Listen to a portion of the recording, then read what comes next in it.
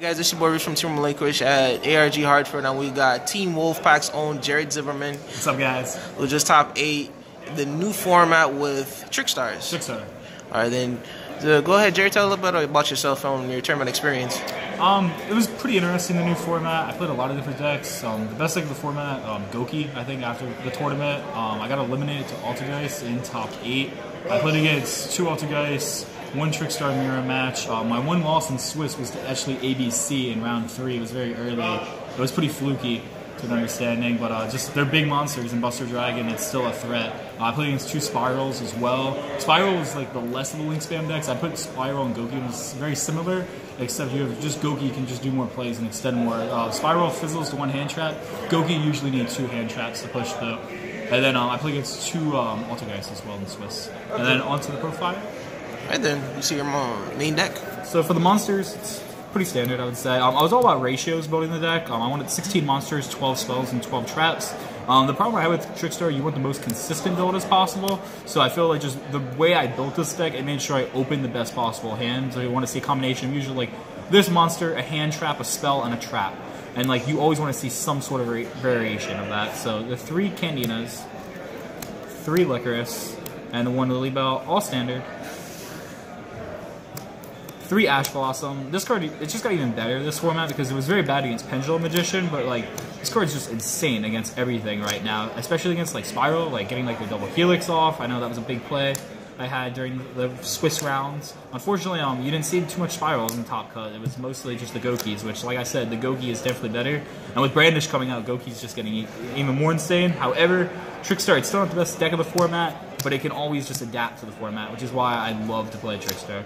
3 Jordan Lockbird. A lot of people think this is the best card of the deck because Reincarnation. Easily it is not, but it's good by itself because effects that are going off like the Gokis in the graveyard searching. This is the #1 hand trap to stop decks like Goki, to stop decks like Spiral, and against like even Mirror Match too. It's a very good card. The only thing, it has a horrible matchup against Altergeist. This card's not used for at all, so you always want to make sure you side that out then. And then the 2 Ghost Ogres. This card's great. When they personal spoofing against Altergeist, this is like the best thing to hit their spoofing when you Ogre, and then they just take a huge -1 right there. Definitely, you know, among the hand traps right now with the Droll and the Ash, the Ogre is the least, I would say. However, but you still need to play that card, 2 of those. 16 months, oh, and then the last one, the 1 Eater a Million. Instead of playing basically the 2nd Eater a Million, Durality, so that's why there's only one Pot of Durality. This card let me see just like the missing card I need in my hand. It was so useful, just being able to add the best card of the deck by far as people replace the Reincarnation. It's definitely Scapegoat. So being able to see those 3 cards, maybe get a Scapegoat, even possibly get into the Droll Reincarnation if I know my opponent doesn't have an Ash, or like even like a Red Reboot, because now that's a thing. The 2 Desires, card plays good. There were times I drew multiples of the card during the tournament. However, it still remained to be a good card during that. 3 Scapegoat, best card of the deck. There was never a time in the tournament where I resolved Scapegoat and I lost that game. With the new Nightmare engine, Scapegoat it's even better. With like, you get extra normal summons off, you can just bounce their big monsters. This is what makes Trickstars good. 3 Terraforming. Why? I play 6 light stages. Off to the traps, that was 12 spells. 3 Solemn Strikes. I did opt to play 3 of this. It is the best of the traps right now. Torrential Tribute's value went down a little bit, but being able to get monster effects is huge, to say the least. Against like everything, this deck, it hurts. Like when Multi-Faker reveals in hand, you just Solemn Strike it, because you can't do anything else though against it. So that's like, it's kind of what the least matchup it is, but however, being able to just strike a Multi-Faker is a big deal, because Protocol is going to negate all their monster effects when it's on the field. 3 Trickstar Reincarnation. Honestly, a lot of the times when I'm going second, I end up sodding 2 of these out with my whole Droll engine. It just depends on the matchup, and then you just play the 1 just so you can search it off Candida, and it becomes useful. But because you don't want to draw this card going second, it's not useful, but you need it because like the Droll Reincarnation combo going first. 2 Torrential Tribute. I didn't care for this card too much this weekend. However, when you have decks like Spiral and Goki who are overwhelming your board, this card can save your butts. And against like Trickstar Mirror too, like when they Scapegoat, you want to make sure you maybe try to get rid of these Scapegoats. So it becomes useful there. I would everything in the deck I would remain the same. I think all the ratios were perfect.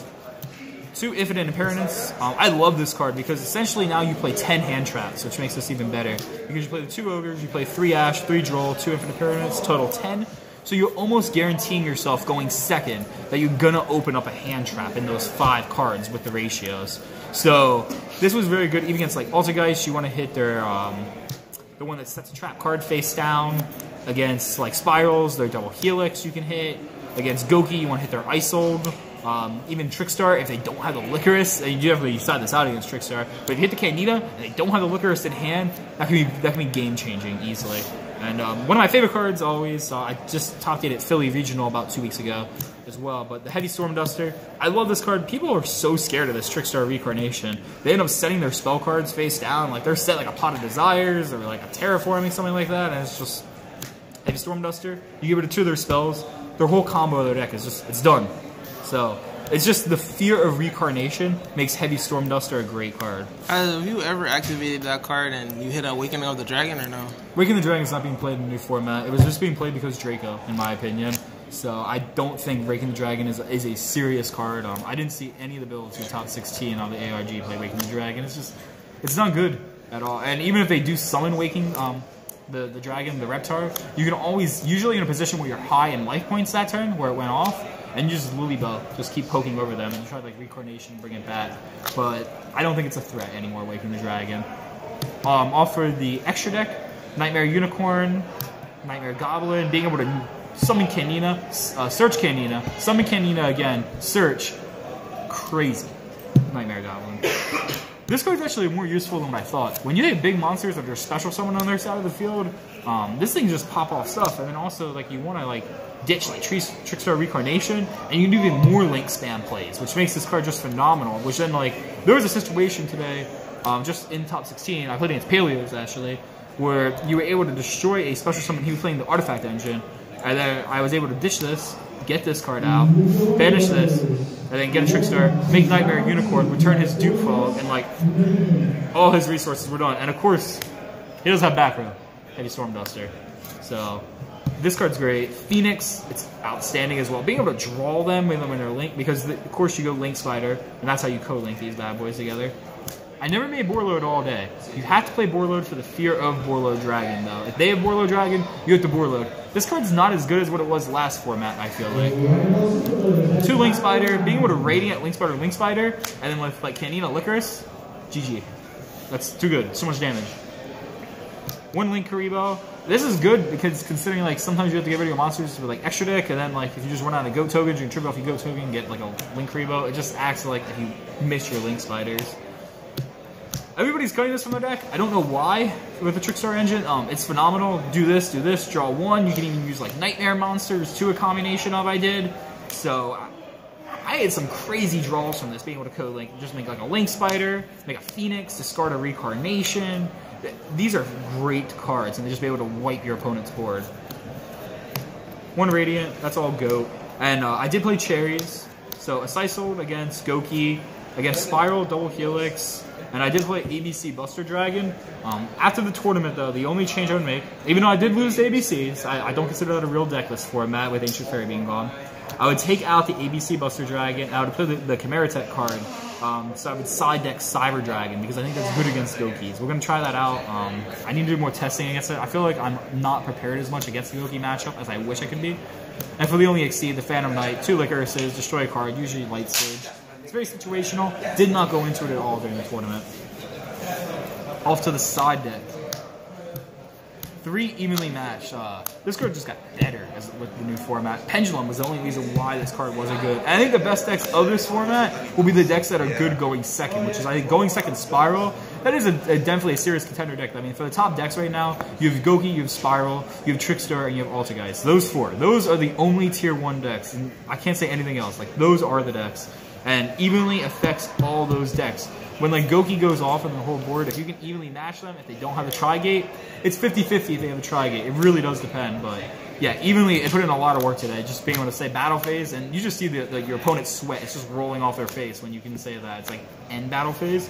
Also, just like with Reincarnation too, like when they go battle phase, you can Reincarnation when they want to get rid of you. However, when you're playing though, you can always play with the fear of they have to evenly match too. So like, sometimes like there were situations in the day when I played against Trickstar Mira. I actually didn't have the evenly match in my hand, but I went battle phase, and then he recarnationed me because he was scared of the evenly match, and I drew into evenly match then off the recarnation, and I evenly matched him. So I thought that was pretty crazy. Always bluff the battle phase. I've seen that too many times. So it's make it till you make it. You gotta do that.